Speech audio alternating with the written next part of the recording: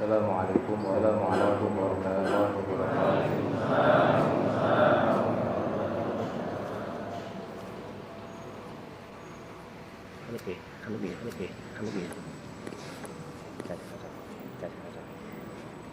Innal hamdalillah wassalatu wassalamu ala Rasulillah Sayyidina Muhammad ibn Abdillah la haula wala quwwata illa billah.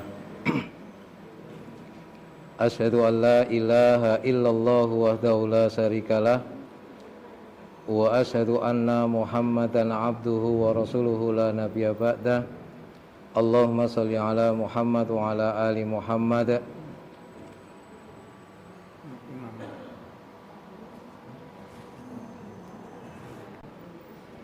Ya ibadallah usikum wa nafsi bitaqwallahi faqad fazal muttaqun.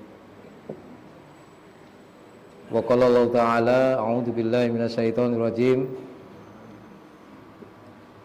Ya ayyuhalladzina amanu taqullaha wal tanzur nafsum ma qaddamat lighad wattaqullaha innallaha khabirum bima ta'malun. Saudara-saudaraku yang dirahmati Allah, alhamdulillah kita bersyukur atas karunia Allah yang telah diberikan kepada kita, terutama al-iman wal Islam, iman dan Islam, juga al-ukhuwah wal jamaah, persaudaraan dan kebersamaan. Ini merupakan kenikmatan Allah yang tiada tara, tiada bandingannya. Iman itu nilainya akhirat, iman itu nilainya surga. Maka kalau diukur dengan ukuran dunia, maka dunia ini enggak ada apa-apanya. Dunia itu kecil. Maka kita bersyukur karena kita diberi hidayatuddin, hidayah agama, telah diletakkan di hati kita petunjuk untuk dipilihkan oleh Allah, agama yang dikersake oleh Allah. Maka kita kemudian tinggal menjaganya. Salawat serta salam semoga tercurah kepada contoh hidup yang mulia, yang sempurna, yaitu Kanjeng Nabi Muhammad sallallahu alaihi wasallam, juga para keluarganya, para sahabatnya, para umatnya ila yaumil akhir. Mudah-mudahan termasuk kita kelak mendapatkan syafaatnya. Kita lanjutkan kajian kita tentang Riyadhus Shalihin. Ya, Riyadhus Shalihin, kita belajar untuk menjadi orang yang soleh. Insya Allah kalau satu kitab ini kita kuasai semuanya, kita amalkan, itu insya Allah kita menjadi orang yang soleh. Dan soleh itu adalah kesempurnaan jadi manusia. Insya Allah kalau sudah soleh, surga jaminannya. Maka insya Allah kebersamaan kita insya Allah tidak cuma di dunia. Insya Allah besok kita tetap mengadakan kajian di surga, meskipun di sana sudah nggak ada kajian. Di sana itu hari perhitungan, kalau di sini hari amal. Nah, di akhirat besok itu tinggal menghitung amal kita. Jadi sudah tidak beramal lagi, tinggal menikmati apa yang sudah kita amalkan. Saya diberi ancer-ancer, insya Allah sampai di 338, bab 338 terkait dengan bab larangan meletakkan tangan di lambung saat sholat.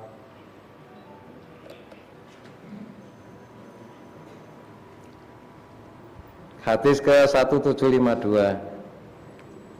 Ngan Abi Hurairah radhiyallahu anhu qol nuhiya anil khasri fis salat. Nuhiya anil khasri fis shalah, muttafaqun alaih. Dari Abu Hurairah, ia berkata dilarang meletakkan tangan di lambung ketika sholat. Meletakkan tangan di lambung ketika sholat. Itu kalau dalam bahasa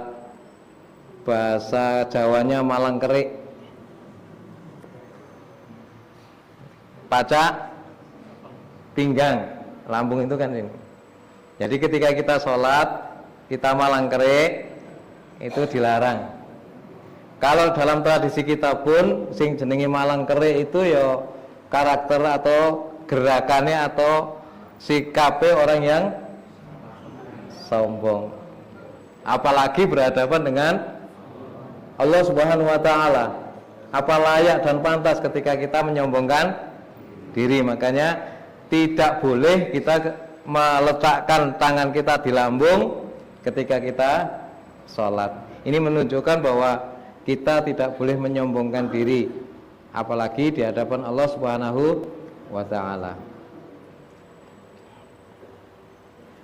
Ketika itu juga, ketika kita melakukan ini pun, ini juga akan menghilangkan rasa khusyuk kita. Ya, rasa khusyuk kita.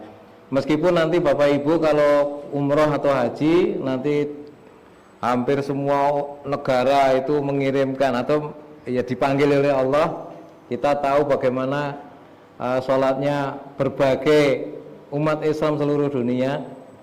Meskipun nanti ada yang sholat itu takbirnya Allahu Akbar, ya, Allahu Akbar, ada yang bahkan Allahu Akbar tangannya lurus. Jadi tangannya lurus, nggak sedekap. Nanti ada di sana. Menjenengan akan menyaksikan, oh ternyata banyak sekali mazhab di dalam fikih. Lurus, tetapi yang dilarang itu ketika kita pacak pinggang atau kita malang kerik. Terus selanjutnya bab larangan sholat ketika makan dihidangkan dan ia menginginkannya, atau sholat dengan menahan dua hal yang menjijikkan, yaitu kencing dan berak. An Aisyah radhiyallahu anha qalat sami'tu Rasulullah sallallahu alaihi wasallam yaqul la sholata bi hadrati ta'am wala huwa yutafi'uhul akhba'an, rawahul Muslim. Dari Aisyah, ia berkata, aku mendengar Rasulullah Shallallahu Alaihi Wasallam bersabda, tidak ada sholat ketika makanan dihidangkan, dan tidak ada pula ketika seorang menahan kencing dan berak. Maksud dari tidak ada sholat itu maksudnya ya, tidak ada keutamaan, ya, tidak mendapatkan keutamaan sholat ketika makanan itu sudah dihidangkan. Jadi dalam riwayat lain itu disebutkan apabila sholat didirikan dan makan malam dihidangkan, maka mulailah dengan makan malam lebih dulu, ya, makan malam lebih dulu. Jadi dalam kaidah ini menunjukkan bahwa menjaga kekhusyuan sholat itu lebih diutamakan daripada sholat di awal waktu. Jadi kalau ditimbang, menjaga kekhusyuan sholat itu lebih didahulukan, lebih diutamakan daripada menjaga sholat awal waktu. Ini pentingnya kekhusyuan.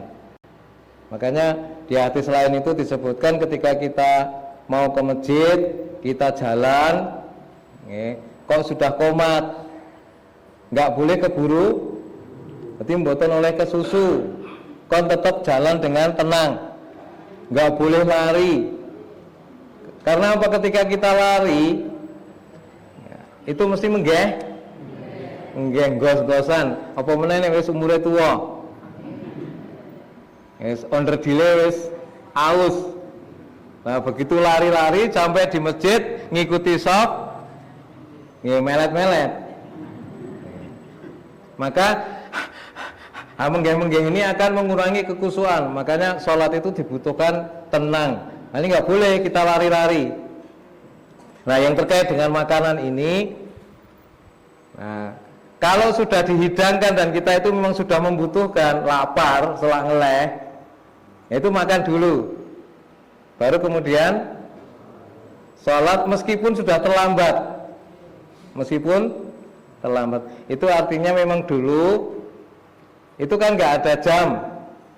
Kan hanya perkiraan waktu dengan ini kan kalau isya atau kalau maghrib misalnya kan munculnya apa semburat merah sampai hilangnya semburat merah itu maghrib. Nah, kalau isya ya hilangnya semburat merah itu sampai datangnya fajar kadhib. Nah, fajar kadhib atau fajar sidik. Nah, itu kan hanya perkiraan ngeti-ngeti wis adzan. Kita kok wis adzan, padahal wis kokoh. Nah, ini tidak boleh ditinggal, dimakan dulu, dihabiskan, didahulukan dulu, baru kemudian ke masjid. Kalau sekarang kan sudah ada jam, kita bisa memperakirakan waktu. Makanya kita bisa mensiasati agar semuanya bisa jalan. Ya makanya kalau kita zaman sekarang ya kalau makan itu ya seyogianya sebelum maghrib, jangan sampai maghrib. Karena gini Bapak Ibu, Rasulullah itu pernah menyebutkan 3 waktu yang utama, yang istimewa. Ada 3 waktu yang istimewa yang mestinya kita jaga waktu ini untuk beribadah. 1, setelah maghrib sampai isya. 2, ya, 2, sepertiga malam sampai subuh. Yang ketiga, setelah subuh sampai suruk. Itu 3 waktu utama. Makanya 3 waktu utama itu kalau bisa kita jaga. Nah, terkait dengan makan, ya kita bisa mengatur waktunya kalau sekarang. Maka disesuaikan kalau makan itu ya jangan malam, makan sore aja. Jadi bukan makan malam, gitu. Karena apa? Jadi secara kedokteran itu di riset, diteliti. Makanya kita kalau sarapan itu sebaiknya itu memang jangan sampai lebih dari jam 8. Jam 6 sampai jam 7 idealnya. Karena apa? Jam 6 sampai, jadi jam 5 itu masa untuk mengeluarkan sampah. Jam 6 sampai jam 7 itu masa untuk makan. Karena apa? Sistem kita yang sudah diatur oleh Allah ini, ya, namanya asam lambung, itu sedang dalam kondisi fresh. Kalau dalam kondisi fresh, maka melumat makanan itu asam lambung itu warnanya kuning. Kalau diambil sak sendok, corke di besi atau di kayu, 15 menit, 20 menit, setengah jam leleh. Dan itu berada di dalam perut kita. Itu keras itu. Makanya kalau naik bahaya. Kalau sampai naik, wah itu bisa GERD, bisa menimbulkan banyak masalah. Nah ini kalau sore, yaitu memang sama, diseyogiakan jangan sampai terlalu malam. Makanya jam 5, jam 6, maksimal jam 7 itu kita makan. Maka kita siasati sebelum maghrib karena kita jangan sampai kehilangan waktu emas setelah maghrib. Jangan sampai kehilangan momentum waktu emas kita hilang untuk makan. Ya, maka sebelum maghrib ya jam 5 atau setengah 6 itu kita makan. Selesai ke masjid gitu ya. Ini agar tidak kita pas makan terus adzan atau hidangan sudah siap terus adzan. Maka kita siasati agar kita tidak kehilangan banyak momentum. Nah, diseyogiakan memang kita makan jangan terlalu malam. Maksimal itu jam 8. Nah, kalau lebih jam 8 itu sudah expired asam lambung kita, daya melumatnya sudah tidak maksimal. Apalagi terus tidur, nah itu lumatnya itu bukan karena asam lambung kita yang bekerja atau gerakan peristaltik kita, gerakan melemas-lemas itu, tetapi lumatnya itu karena membusuk, yaitu jadi banyak penyakit nanti. Nah, makanya sudah diatur ya oleh Rasulullah. Rasulullah itu dokter yang paling dahsyat, yang paling hebat.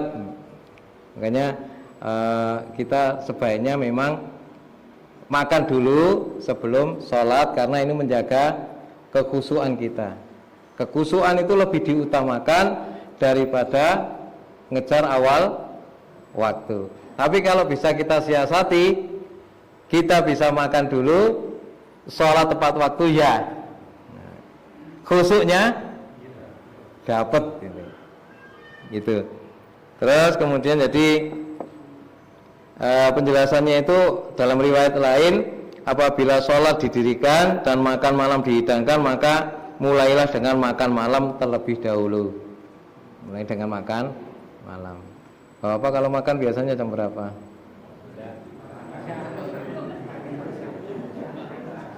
Barisa. Ya, barisa masih boleh, masih boleh. Makanya kalau dulu saya pengalaman itu, kemudian saya taubat itu apa? Makannya itu kadang jam 11 malam. Karena apa? Ceramah diantarkan panitia, mesti terus dihampirke. Neng bebek goreng, apa neng ayam goreng, makan jam 11 sampai di rumah tidur. Wah, ini bahaya. Terus yang bab 340, bab larangan mengangkat pandangan di langit saat sholat. Mengangkat pandangan ke langit saat sholat. Ngan Anas bin Malik radhiyallahu anhu qala Rasulullah sallallahu alaihi wasallam, ma balu aku akwami yarfa'una absarahum ila samai fi salatihim fastadda qawluhu fi dhalika hatta qala la yantahunna an dhalik aw la tukhatafanna absaruhum, rawahul Bukhari.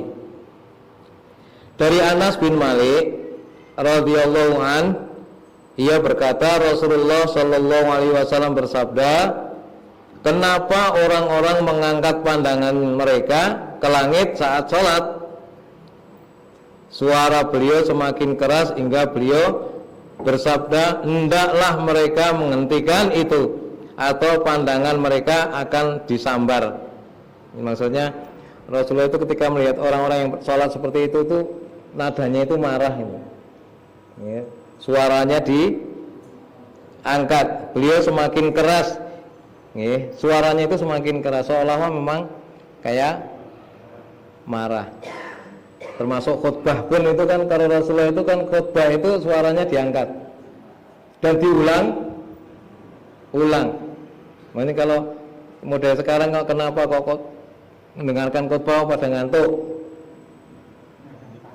Apalagi textbook, nah, suaranya datar, rendah, itu sangat efektif untuk mengantarkan tidur.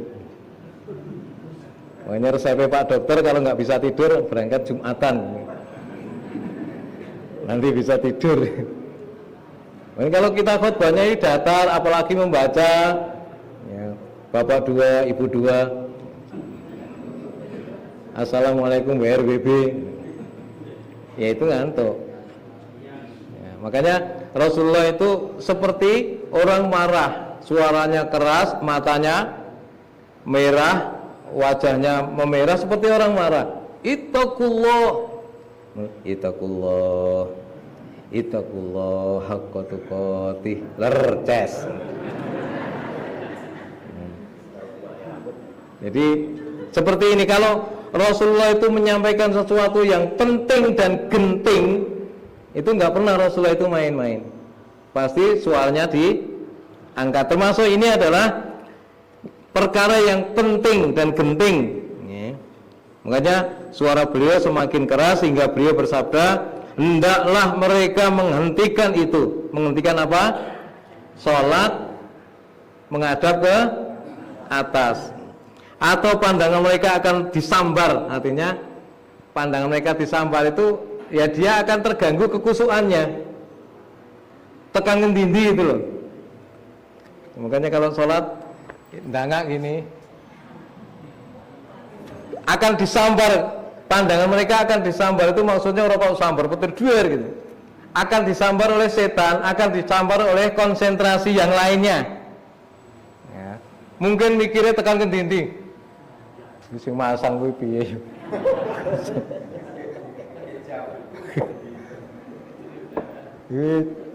pembangunan piye lampu dhuwure ranjang. Dan ini akan disambar itu, akan disambar konsentrasinya. Apalagi ngulatkin dhuwur paling cecake.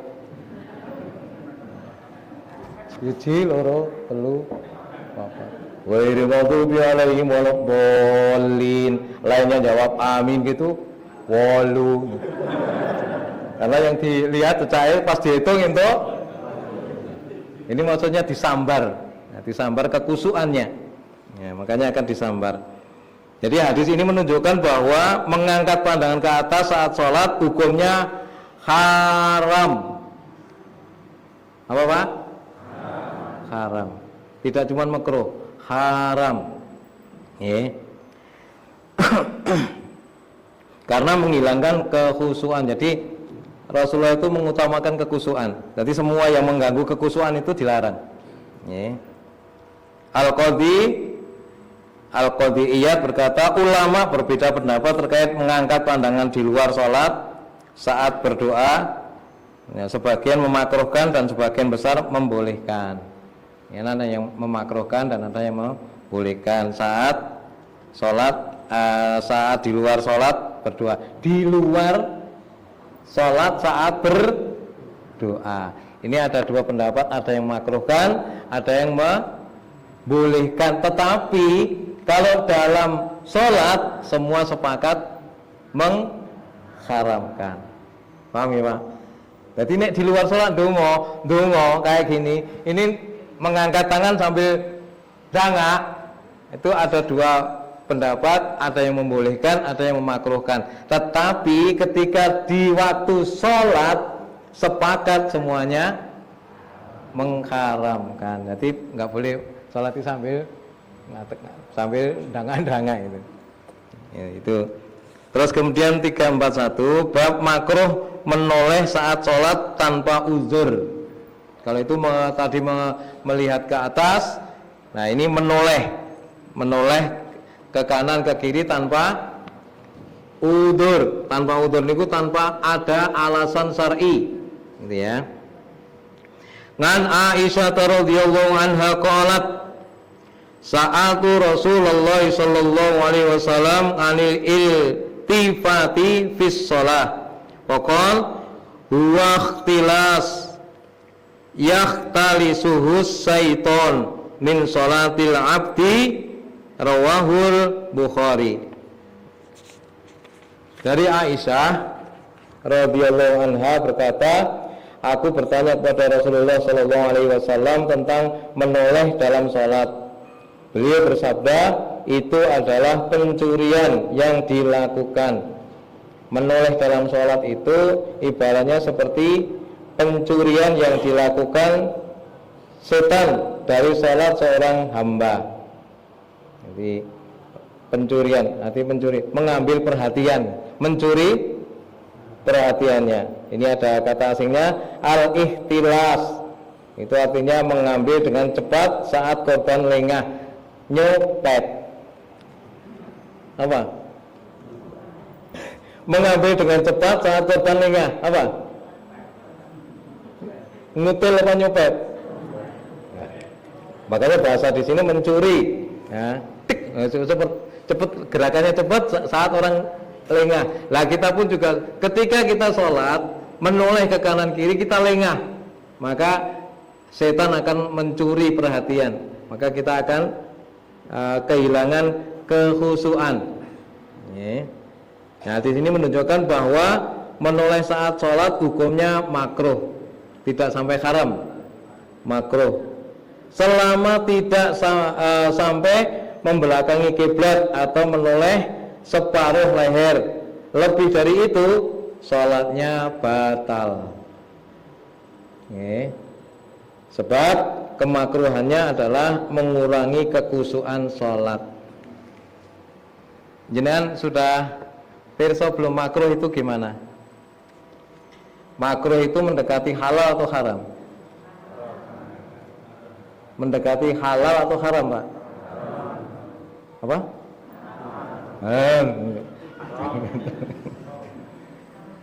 Makruh itu meskipun dalam batas masih boleh, tetapi itu mendekati haram. Ibaratnya seperti angon wedhus, wedhuse neboh ning tandure wong. Mengkhawatirkan enggak ini? Nah itu makruh. Makruh itu mengkhawatirkan. Maka kecenderungannya itu bobotnya itu lebih ke haram, karena kalau sampai kecolongan langsung sergut, nah ini sudah masuk namanya ke haram. Nah makanya noleh, selama nolehnya itu ada udur, noleh ini dalam pengertian kalau di sini nolehnya itu tidak sampai pandangan itu ke belakang, nolehnya cuma noleh ijajarku sapa. Nah itu makruh. Meskipun juga noleh, yang udur itu apa? Ketika kita wahing atau batuk kemudian ada dahaknya, ya, itu noleh untuk membuang dahak itu boleh.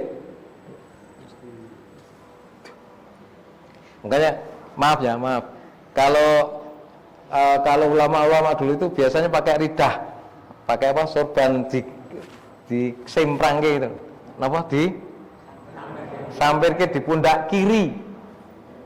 Kenapa di pundak kiri?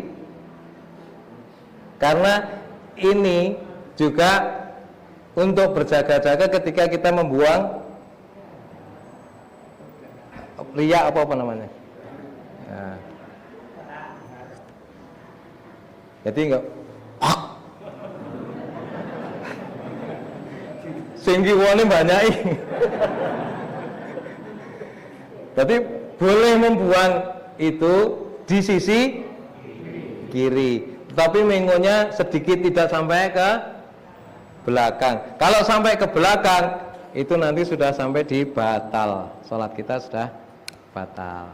Jadi mengo yang ada udzur itu karena memang ada udzur syar'i, itu memang ada alasan untuk mengo. Tapi kalau tidak ada udzur syar'i, ya kita nggak usah mengo gitu, fokus.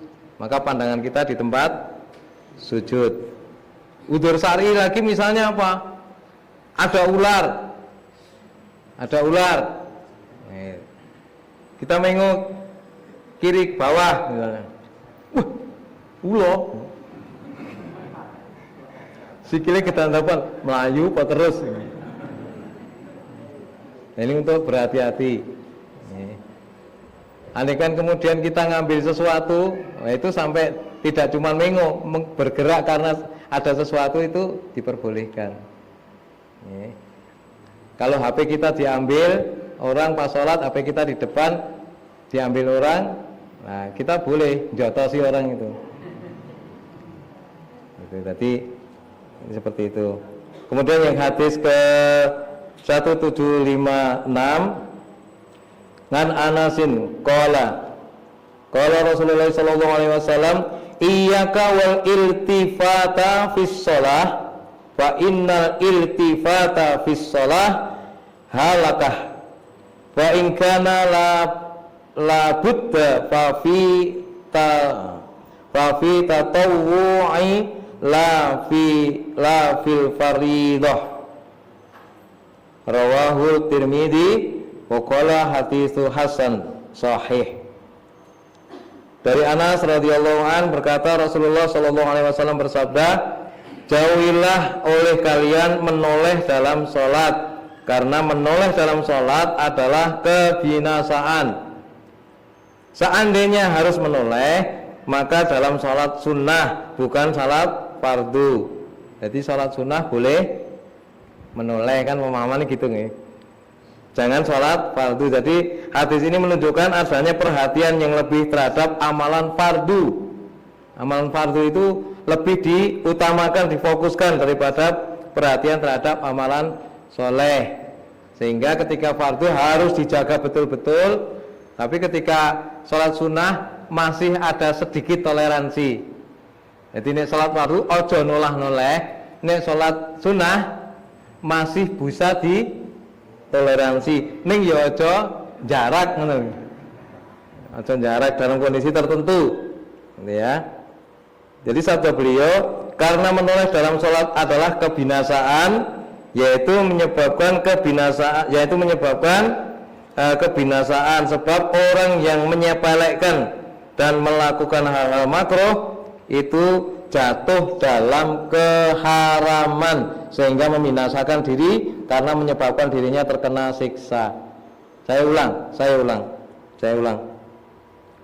Yaitu penyebab, sebab orang yang menyepelekan dan melakukan hal-hal yang makruh, ia jatuh ke dalam kebinasaan, sehingga ia membinasakan dirinya karena menyebabkan dirinya terkena siksa.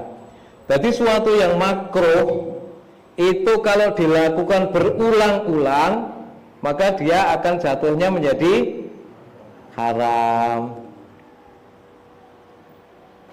Maaf Pak, maaf ya Bu, maaf ini bapak-bapak terutama. Jenengan sering melakukan hal yang makruh mboten?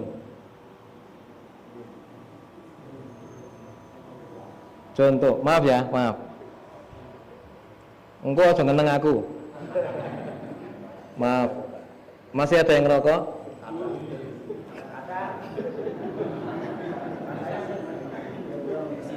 Masih ada yang ngerokok? Insya Allah sekarang nggak ada. Insya Allah sekarang nggak ada.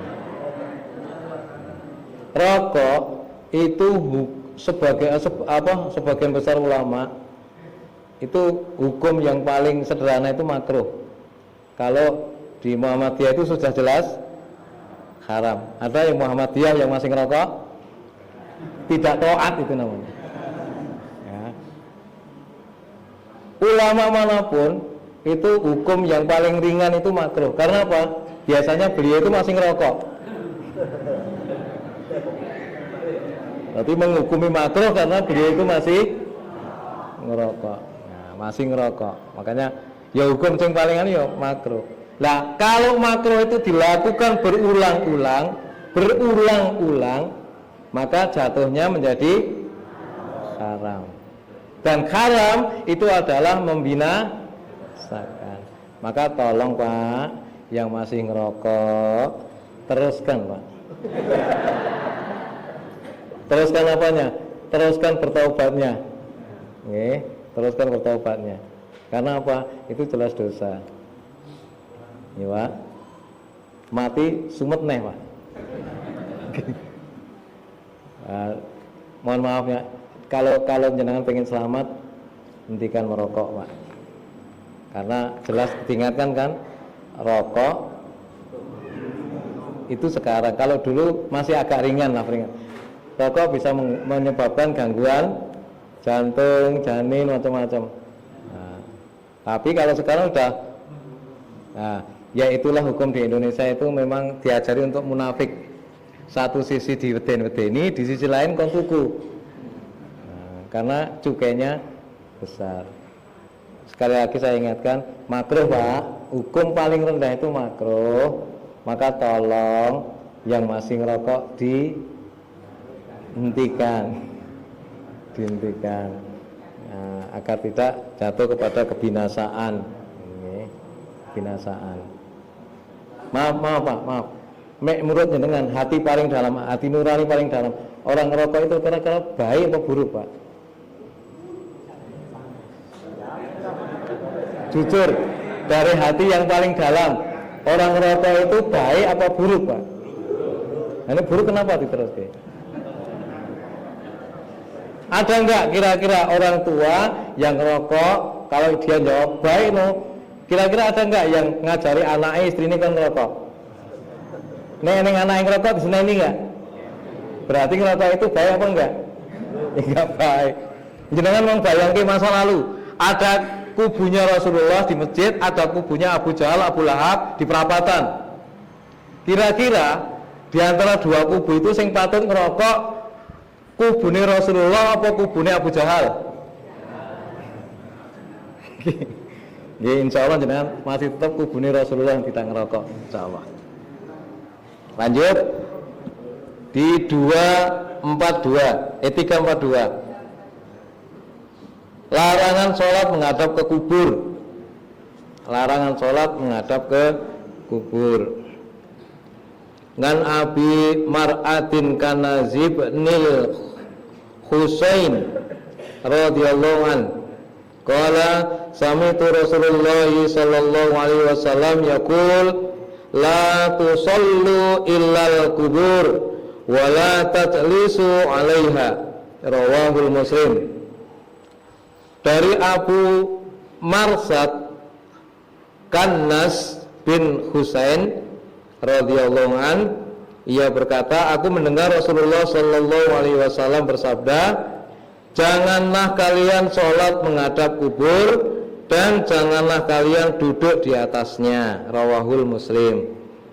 Jadi ada dua larangan, larangan sholat menghadap kubur, larangan duduk di atas kubur.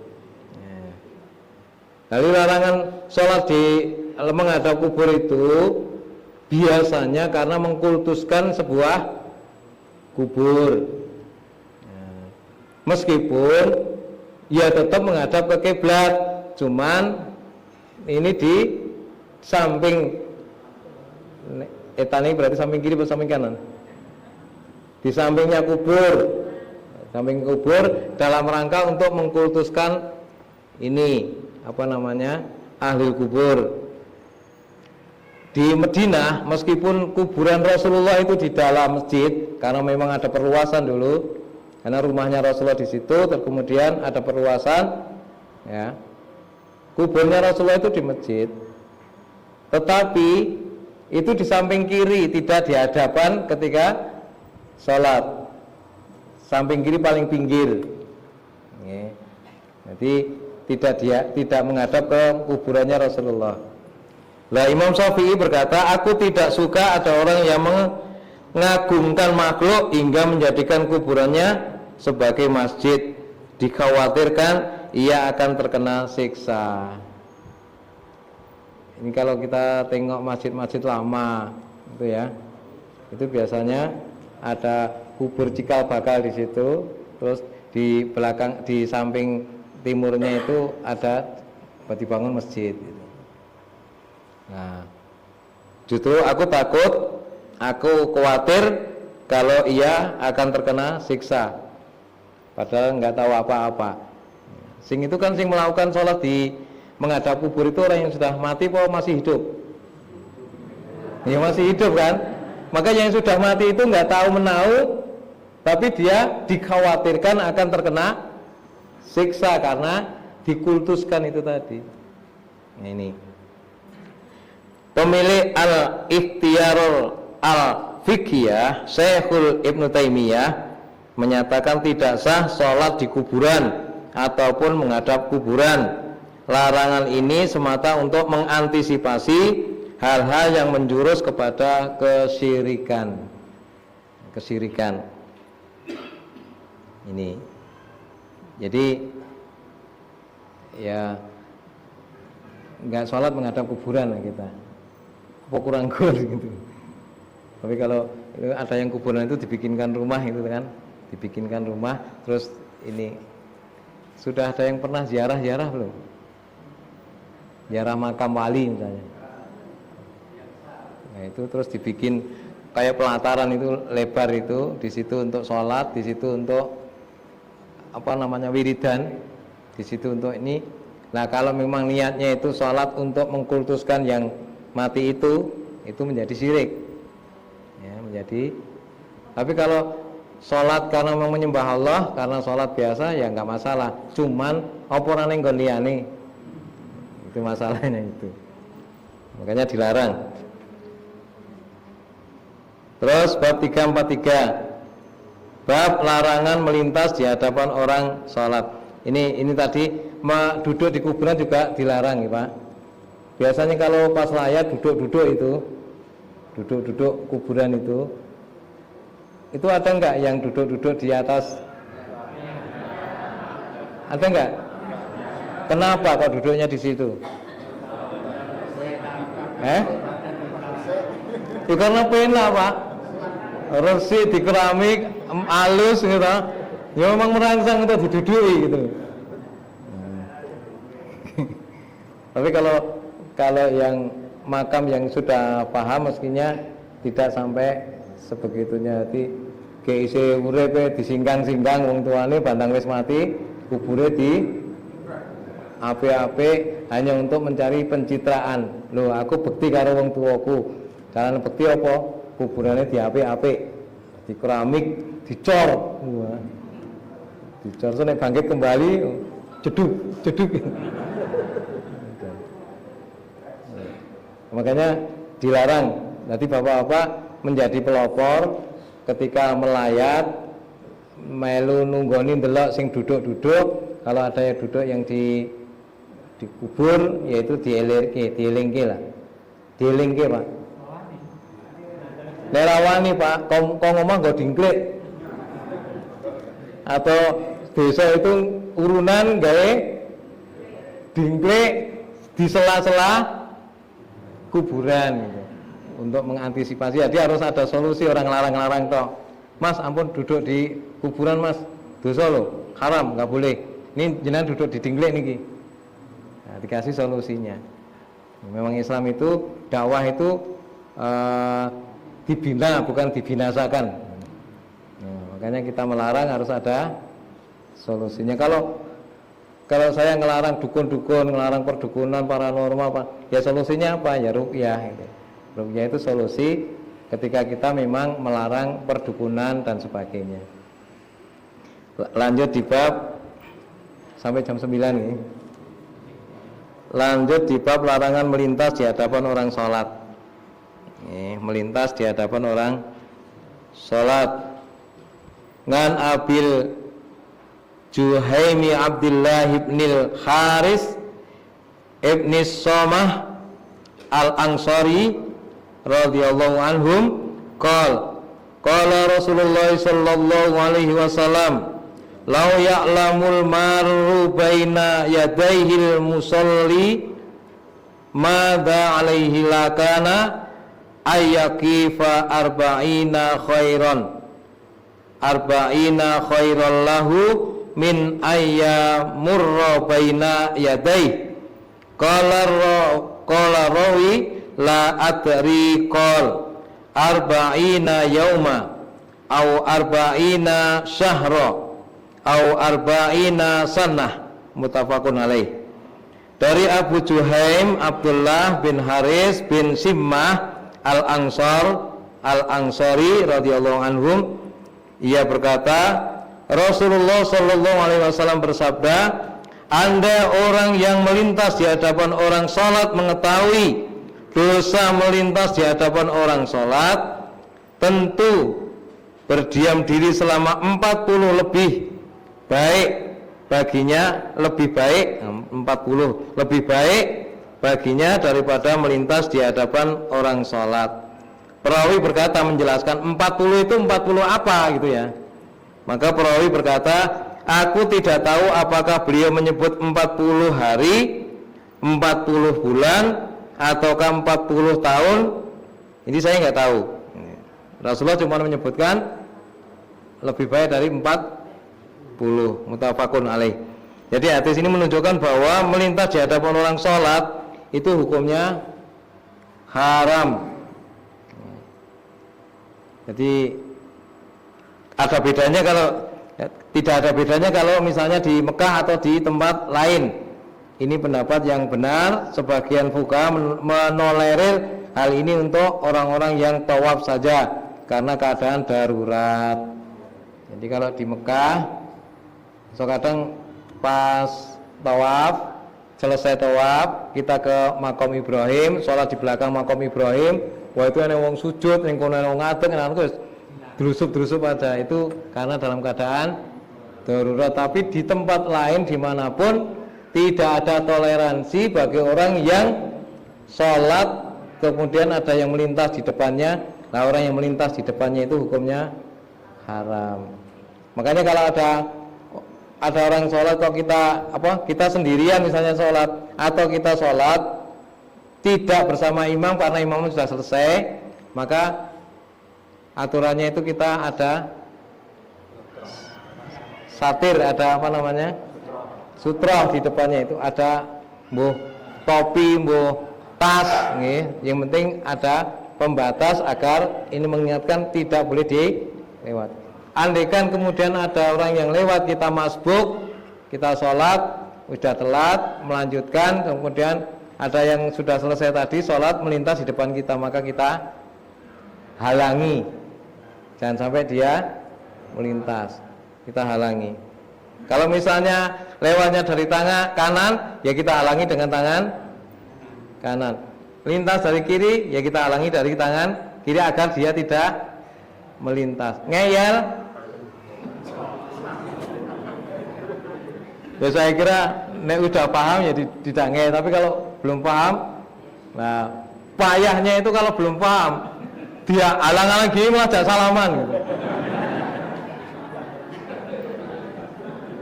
Malah tangannya dicekel, malah digubat kabit gitu. Nah ini makanya nggak boleh melintas di depan orang sholat. Makanya kita malah justru mengenyang aja, meben jah rasa goyang mendol lewat kabeh, rokok kabeh. Jangan gitu, kita selamatkan. Ya, jangan sampai ada orang yang kemudian melintas di depan orang sholat. Dari Abu Hurairah, Nabi SAW bersabda, apabila salah seorang di antara kalian sholat, letakkanlah sesuatu di hadapan wajahnya. Jika tidak menemukan apapun, hendaklah menancapkan tongkat. Jika tidak membawa tongkat, hendaklah membuat garis. Setelah itu tidak berbahaya baginya orang yang melintas di hadapannya. Ya tadi yang ketika orang sholat itu ada pembatasnya. Jadi boleh ditaruh sesuatu di depan, tas atau teken ya. Sebenarnya teken itu sunnah. Tapi kalau kita misalnya ustaz mau bawa teken kok tua emen ya Pak jenengan. Padahal itu tongkat itu adalah bisa untuk menunjukkan jalan, bisa untuk menyangga badan. Ya. Itu tongkat itu sebenarnya sunnah. Saya kira pas jam 9. Kalau ada sesuatu yang mungkin bisa ditambahkan atau ditanyakan, kami persilahkan. Monggo. Alhamdulillah cukup ya. Ya, insyaallah untuk selanjutnya tetap dilanjutkan Ustadz Sutrisno karena beliau sedang ada agenda. Ya, saya diminta untuk menggantikannya. Mudah-mudahan bermanfaat dan tidak mengurangi rasa khusyuk kita di dalam belajar. Semoga ini semua menjadi amal soleh kita semua. Atas salahnya mohon dimaafkan. Billahi taufiq wal hidayah. Assalamualaikum warahmatullahi wabarakatuh. Kita akhiri dengan kifaratul majlis. Subhanakallahumma wa bihamdika asyhadu an la ilaha illa anta astaghfiruka wa atubu ilaik. Alhamdulillahirabbil alamin.